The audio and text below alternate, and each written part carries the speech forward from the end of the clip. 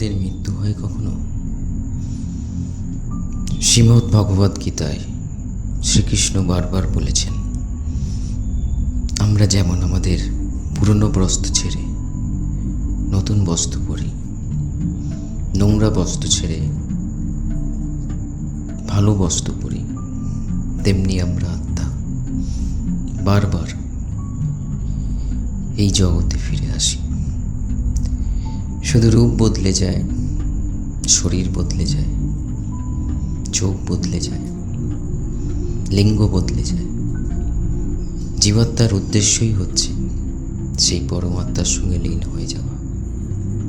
যতক্ষণ না আমরা হতে পারি, আমাদের বারবার বিভিন্ন যোনিতে বিভিন্ন রূপে ফিরে আসতে হয়। কিন্তু আমরা এই জগতে যখনই আসি, যখন একটা ছোট্ট শিশুর মধ্যে থাকি, তখন চেতনা থাকে। ধীরে ধীরে যখন বড় হই, সেই চেতনা হারিয়ে যেতে থাকে, আমরা বাস্তবের সঙ্গে মিলেমিশে যেতে থাকি।